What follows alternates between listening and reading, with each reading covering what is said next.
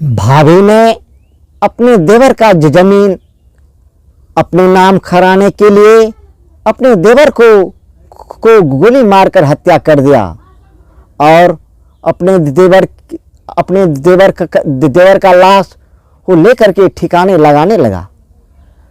मैं जयकृष्ण गोस्वामी आइए इस कहानी को पूरी तरह से जानते हैं। इसी गांव में एक किसान रहता था। वो किसान के पास दो लड़का था। किसान बड़े वाले लड़के का शादी विवाह कर दिया। शादी विवाह करने के बाद एक छोटा सा लड़का कुमारा बच गया। कुमारा बचने के बाद किसान अपना दुनिया छोड़ करके चढ़ा गया। अब उस देवर का देख रेख उसका भाई और भाभी दोनों मिल करके करता था। भाभी उस देवर को अपने बेटे के समान पाल पोस करके बड़ा किया। बड़ा करने के बाद जब देवर जवान हो गया, वो भाभी ने मन ही मन सोचने लगा, अब ये लड़का जवान हो गया है, इसका अगर शादीशुदा हो गया ये जमीन आधा आधा बांट लेगा। सो नहीं तो मैं इसे अपने जाल में फंसा लेता हूँ।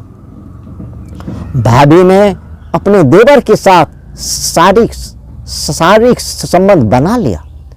शारीरिक संबंध बनाने के बाद देवर और भाभी में बहुत गहरा प्रेम हो गया। बहुत गहरा प्रेम होने के बाद भाभी ने उसके साथ ऐसा जिंदगी बिताने लगा। उस लड़के का चाचा और चाची इस बात को जान गया कि इस देवर और भाभी का शारीरिक संबंध हो गया है, अब ये लड़का शादी नहीं करेगा। उसका चाचा और चाची उस लड़के से बोला, देखो रे इस भाभी के साथ तूने जो शारीरिक संबंध बना लिया है, इससे तेरा परिवार आगे नहीं बढ़ेगा। तेरा सारा जमीन भाभी अपने नाम करवा लेगा। तो वो लड़का ने बोला, तो मैं क्या करूं? उसका चाचा चाची ने बोला, मैं तेरा शादी विवाह करवा देता हूं और तेरा घर बसा देता हूं। लड़के ने शादी के लिए तैयार हो गया।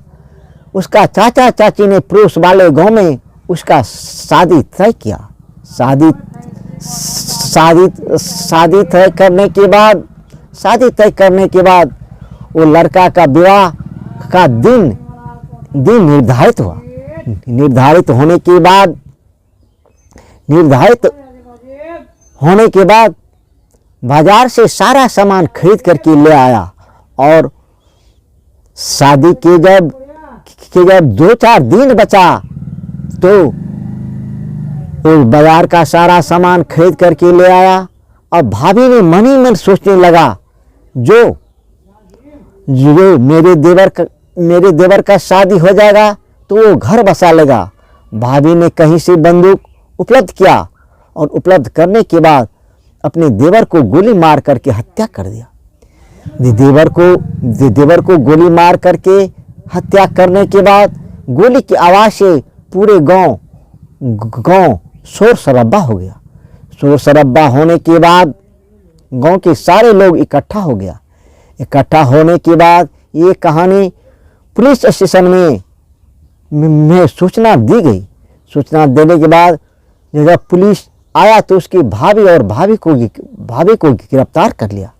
गिरफ्तार करने के बाद पूछताछ किया। पूछताछ करने के बाद बोला, मैं तो उसे अपने बेटे के समान मानता था और पालन पोषण करता था। पुलिस ने गिरफ्तार करके पुलिस स्टेशन ले गया और भाभी को पुलिस स्टेशन से जेल खाने भेज दिया।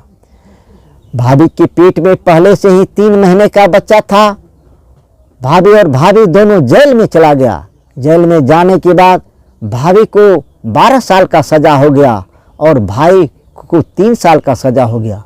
भाई 3 साल के बाद छूट करके आ गया और भाभी 12 साल का सज़ा काट करके उस बच्चे को लेकर के आया। लेकर के आने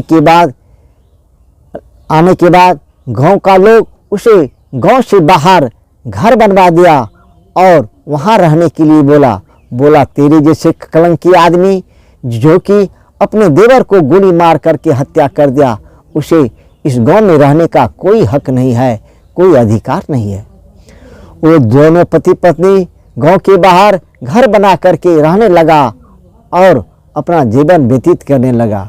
गांव के सारे लोग मजाक उड़ाने लगा कि तूने जमीन के लालच में अपने देवर का हत्या कर दिया। अगर ये कहानी आपको अच्छा लगा हो तो मेरे चैनल को लाइक करें और सब्सक्राइब करें। जय हिंद, जय भारत।